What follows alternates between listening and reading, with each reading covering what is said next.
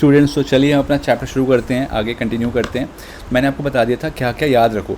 1789 में क्या हुआ था? 1789 में राजा था, लुई 16 था, मैंने पिछले भी बताया था 1789 में। फिर उसके बाद क्या हुआ, वहाँ पे कॉन्स्टिट्यूशनल मोनार्क आ गया।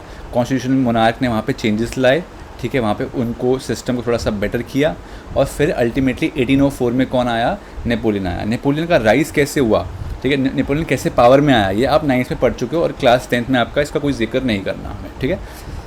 अब क्या हुआ कि 1804 में नेपोलियन जो है वो पावर में आ चुका है, ठीक है, नेपोलियन जो है वो पावर में आ चुका है। अब नेपोलियन पावर में आ चुका है तो उसने क्या किया, स्टार्टिंग में तो यार वो जब जैसे आप नए नए कहीं जाते हो, है ना, जैसे कि कहीं नए नए जाओगे आप, तो सब लोग आपको अच्छे से ट्रीट करते हैं, है ना, क्योंकि पहली बार में कौन यार गालियाँ देता है? पहली बार में कोई थोड़ी गालियाँ देना शुरू हो जाएगा। पहली बार में तो आपको सब कहेंगे आओ बेटा आओ, अंदर आओ, खाना खिलाएंगे, आपकी वो करेंगे, सेवा करेंगे हर कोई जहाँ पे भी आप जाओगे। बट जैसे जैसे टाइम बीतता है सब लोग अपने असली रंग दिखाते हैं, ठीक है। वैसे नेपोलियन ने भी यही हुआ। तो नेपोलियन पावर में प्रॉपरली पावर में कब आया था? 1804 में, 1804 में पावर में आ गया था। स्टार्टिंग में लोगों को लगा यार ये तो बढ़िया ही बंदा है, इससे बढ़िया कोई बंदा ही नहीं है, ठीक है, सब लोगों ने इसकी तारीफ़ करी। फिर बाद में उसको पता चला कि असली मोटिव इसका क्या था, जो उसके नेगेटिव मोटिव्स थे वो सामने आने लग गए। तो सबसे पहले पढ़ना है कि पॉजिटिव इम्पैक्ट क्या था नेपोलियन का। नेपोलियन ने जो प्रिविलेजेस मिलते थे बाय बर्थ उनको रिमूव कर दिया था और इक्वालिटी ला दी थी। मतलब जैसे आपको पता है कि फ्रांस में फर्स्ट स्टेट थी, सेकंड स्टेट थी और थर्ड स्टेट थी। क्लास 9 में पढ़ा था हमने, क्लर्जी नोबिलिटी वाले, है ना, क्लर्गी और नोबिलिटी। तो उस वाली जो बर्थ से प्रिविलेजेस मिलती थी क्लर्गी और नोबिलिटी को, वो हटा दी उसने। अच्छा काम हो गया ये तो यार, बहुत मस्त काम है। फिर इक्वालिटी उसने सब पे ला दी कि सब लोग जो हैं वो लॉ के आगे इक्वल हैं। ये भी यार मस्त काम हो गया, इतना मस्त काम कर रहा है ये आदमी। आगे उसने फ्यूडल ड्यूज को हटा दिया, याद रखना ये वर्ड, सर्वडम को हटा दिया और मेनोरियल ड्यूज़ को हटा दिया। यार ये क्या है, इतने भारी भारी नाम है, ध्यान से सुनना। फ्यूडल ड्यूज़ क्या होते थे? जो लैंडलॉर्ड्स होते थे, जिसकी ज़मीन होती थी, जिस पीजेंट्स जिस ज़मीन पे काम करते थे, पीजेंट्स जिस ज़मीन पे काम करते थे, उन लैंडलॉर्ड्स को, पीजेंट्स को एक्स्ट्रा पेमेंट देनी पड़ती थी, उसको बोलते थे फ्यूडल ड्यूज़, ठीक है। सर्वडम मतलब आपको ज़बरदस्ती फोर्सफुली फार्मिंग करवाई जाती थी, आपको फार्मिंग करनी है, ज़बरदस्ती, आपका मन भी नहीं है फिर भी करवाई जा रही है, तो सर्वडम से छुटकारा मिल गया, बहुत अच्छी हुई के बाद। फिर मेनोरियल ड्यूज़ मतलब कि जो विलेज के ऊपर टैक्स लगता था उसको भी उन्होंने हटा दिया। बहुत मस्त काम कर रहा है यार, ये तो बंदा ही अच्छा है। अगला देखते हैं, इसने गिल्ड्स के ऊपर रिस्ट्रिक्शन जो है वो रिमूव कर दी गई और ही रिमूव्ड गिल्ड्स, ठीक है, which control the price and limited who could do certain job. This helped small traders and allowed more people to start business. समझ सा नहीं आया यार, देखो ध्यान सुनना। पहले ना गिल्ड्स रिस्ट्रिक्शंस थी, मतलब एक ना ग्रुप हुआ करता था, एक ग्रुप बनाती थी सरकार। वो ग्रुप क्या करता था? कंट्रोल करता था कि किस चीज़ का दाम कितना होगा। क्या करता था वो ग्रुप? कंट्रोल करता था किस चीज़ का दाम कितना होगा, कंट्रोल करता था प्राइजेस को। अब वो ग्रुप प्राइस अपने आप से डिसाइड करता है। जैसे मान लो मैंने कोई चीज़ उगाई या कुछ प्रोड्यूस करा, तो मेरी मर्ज़ी है ना मैं कितने में भी बेचूं यार, वो चीज़ कितने में बिकनी है वो मेरे हाथ में, क्योंकि मैंने ही बनाई है वो फसल, मैंने उगाई है वो फसल। बट ये क्या करते थे गिल्ड्स वाले लोग, ये आपका ट्रेड ग्रुप क्या करता था कि ये दाम खुद सेट करता था कि हम इतने पैसे में खरीदेंगे तुमसे, और ज़बरदस्ती करता था, ठीक है। तो ये सब जो था गिल्ड सिस्टम जो था वो रिमूव कर दिया गया, अच्छी बात है। रोड्स और पोस्टल सिस्टम को इम्प्रूव किया गया, रोड्स बनाई गई नई नई, मस्त रिमोट रोड बनाई गई और पोस्टल सिस्टम को अच्छा किया गया, ठीक है। फिर उसने यूनिफॉर्म लॉज लाए, जैसे कि स्टैंडर्ड वेट्स एंड मेजर्स लाए, कॉमन करेंसी का लाया सिस्टम, ठीक है, मतलब कि हर चीज़ स्टैंडर्डाइज कर दी पूरी कंट्री में। आप कहोगे पीछे भी तो स्टैंडर्डाइज था, हाँ बेटा पीछे भी था। तो कुछ चीज़ें यहाँ पे स्टैंडर्डाइज हुई थी, याद करो, कुछ चीज़ें जो है वो यहाँ पे स्टैंडर्डाइज हो गई थी, है ना, और कुछ चीज़ें जो हैं वो अपने नेपोलियन भाई ने भी स्टैंडर्डाइज कर दी थी, सही हो गया। तो ये कितने अच्छे काम किए इसने, 5 मोटे मोटे अच्छे काम हैं। तो पहले प्रिविलेजेस बाय बर्थ हटा दिए, इक्वालिटी ला दी, प्रिविलेजेस ला दिए, इक्वालिटी ला दी, बहुत प्रिविलेजेस बाय बर्थ हटा दिए सॉरी, और इक्वालिटी ला दी, सही है। फिर तीन ड्यूज़ हटा दिए, फ्यूडल ड्यूज़ हटा दिए, सर्वडम हटा दिया, मेनोरियल ड्यूज़ हटा दिए, अच्छा हो गया। गिल्ड्स हटा दिए, गिल्ड्स मतलब कि ऐसा ग्रुप जो प्राइस को कंट्रोल करता था पहले, उनको हटा दिया गया। अब तुम प्राइस कंट्रोल नहीं कर सकते हो, अब लोग डिसाइड करेंगे प्राइस कितने प्राइस पे बेचना है उनको। फिर रोड्स को अच्छा किया गया, पोस्टल सिस्टम को अच्छा किया गया, अच्छी बात है। फिर उसने यूनिफॉर्म लॉज लाए, जो यूनिफॉर्म लॉज लाए, स्टैंडर्ड वेट्स लाए, मेजर्स लाए, करेंसी लाए, ताकि ट्रेड जो है वो बहुत ही आसानी से किया जा सके। जैसे मान लो दिल्ली से हरियाणा मुझे कोई जूता भेजना है, दिल्ली वाले मान लो इंच में नाप रहे हैं जूता और हरियाणा वाले फीट में नाप रहे हैं, तो दिक्कत होगी ना यार थोड़ी सी समझने में। वैसी करेंसी मान लो कि दिल्ली वालों की करेंसी XYZ है और यूपी वालों हरियाणा वालों की मान लो ABC कोई दूसरी करेंसी है, तो करेंसी एक्सचेंज में फिर दिक्कत होएगी, ट्रेड करना बड़ा मुश्किल हो जाएगा। तो नेपोलियन ने ये सारा काम ठीक कर दिया फ्रांस में, ठीक है। अच्छा, ये तो यार सारे इतने अच्छे अच्छे काम कर रहे हैं, अच्छा बंदा है कि बुरा बंदा है, तो यार डिपेंड करता है। अब उसके कुछ नेगेटिव इम्पैक्ट्स भी थे, उसने नेगेटिव इम्पैक्ट भी कुछ डाले। क्या क्या? तो सबसे पहला नेगेटिव इम्पैक्ट, ठीक है, नेगेटिव इम्पैक्ट को थोड़ा रेड से मार्क कर लेते हैं। चलो पिंक है अवेलेबल, पिंक से कर लेते हैं। कह रहा है through Napoleon spoke of liberty when he became emperor he ended democracy in France. क्या मतलब? जब वो पावर में नहीं आया था तो वो बोलता था कि सब भाई लिबर्टी होनी चाहिए यार, हर जगह पे लिबर्टी, हर जगह पे फ्रीडम होनी चाहिए। बट जैसे ही वो एम्परर बना वो खुद ही भूल गया अपनी बात, ठीक है। उसने डेमोक्रेसी ही ख़त्म कर दी देश में। पहले बोलता है लिबर्टी चाहिए लिबर्टी चाहिए, और जब एम्परर बना दिया गया फिर बोलता है bye bye democracy bye bye.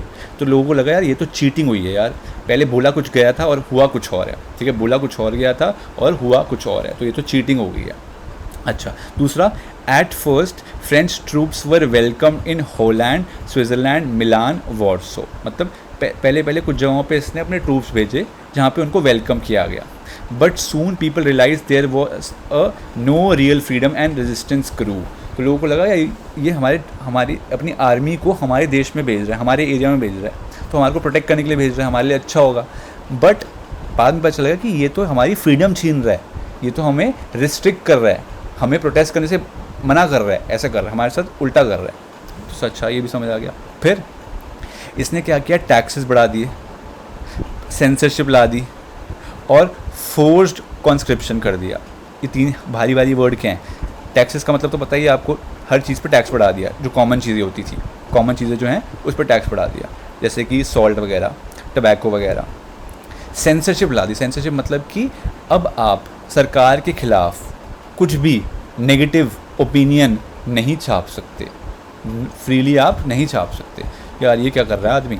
फिर इसने क्या किया? फोर्स कॉन्स्क्रिप्शन कर दिया, मतलब कि आपको ज़बरदस्ती आर्मी ज्वाइन करनी ही पड़ेगी, चाहे आप चाहो चाहे आप ना चाहो, आपको आर्मी ज्वाइन करनी पड़ेगी। इसकी वजह से these called hated against France rule. तो इन जगहों पे हॉलैंड, स्विट्ज़रलैंड, मिलान में फ्रांस के रूल के प्रति हेट्रेड बढ़ गया कि यार ये क्या कर रहे हैं फ्रांस वाले, ज़बरदस्ती पहले तो ट्रूप्स घुसा दिए इन्होंने अपने, फिर टैक्सेस बढ़ा दिए, फिर सेंसरशिप भी लागू कर दी कि हम कुछ बोल ना पाएँ, और फिर अब हमें ज़बरदस्ती आर्मी में भी शामिल कर रहे हैं। ये क्या हो रहा है भाई, ये मजाक है। तो इसलिए नेपोलियन जो है वो उसको एज अ नेगेटिव पर्सन देखा गया, ठीक है।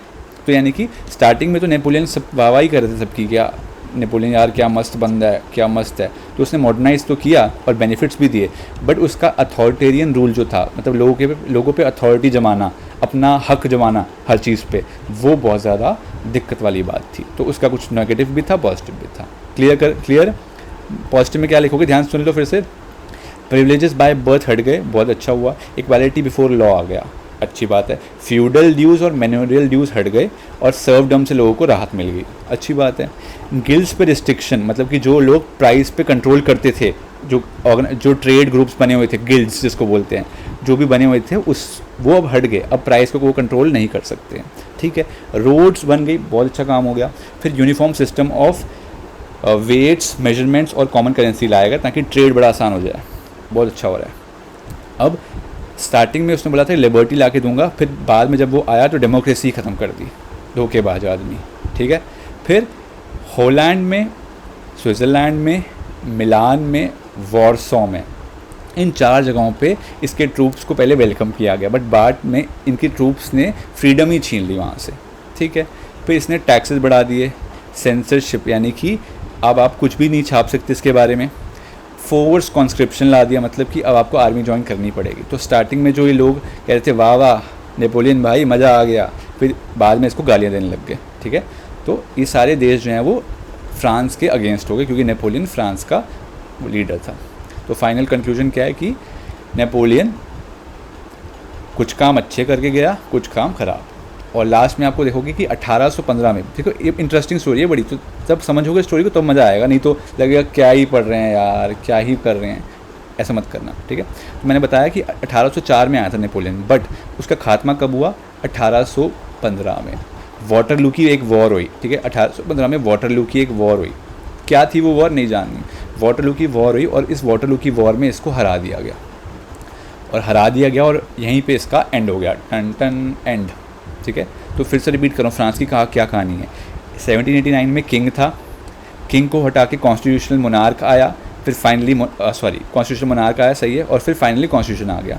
जब कॉन्स्टिट्यूशन आया तो उन्होंने कुछ चेंजेस लाए थे, याद करो कौन से चेंजेस थे, यही नेशनल असेंबली बनाई गई, फादरलैंड, ओथ्स ली गई, ये सब। फिर 1804 में जो है कॉन्स्टिट्यूशन मोनार्क से बीच में कुछ और भी हुआ, वो नहीं पढ़ना। 1804 में कौन आ गया, नेपोलियन। फिर नेपोलियन ने कुछ अच्छे काम करे, कुछ गलत काम भी करे, और फिर फाइनली कौन सी वॉर में वो हार गया, वाटरलू की वॉर में 1815 में हार गया। अब 1815 में आगे हम नेक्स्ट क्लास में स्टार्ट करेंगे, ठीक है, बट हल्का सा सुन लो कि 1815 में जब वो हारा, यानी कि फ्रांस फिर से, नेपोलियन हट गया, लीडरशिप हट गई वहाँ से, अब फिर कौन आया 1815 में, तो याद है एक किंग था, कौन सा किंग, लुइस 16 था ना, वो तो बेचारा मर गया था, लुइस 16 तो मर गया था, ठीक है। बट लुइस 16 का जो मतलब नेफ्यू था शायद, जहाँ तक मुझे याद आ रहा है, ठीक है, लुइस 16 का जो नेफ्यू था, लुइस 18, लुइस कौन, 18, उसको राजा बना दिया गया। 1815 के बाद किसको राजा बना दिया गया, लुइस 18, जो उसका वो था, नेफ्यू था आई गेस, ठीक है, तो उसको राजा बना दिया गया 1815 के बाद। कैसे बनाया गया, क्या हुआ उसके बाद, ये कहानी आप आगे जानोगे, ठीक है।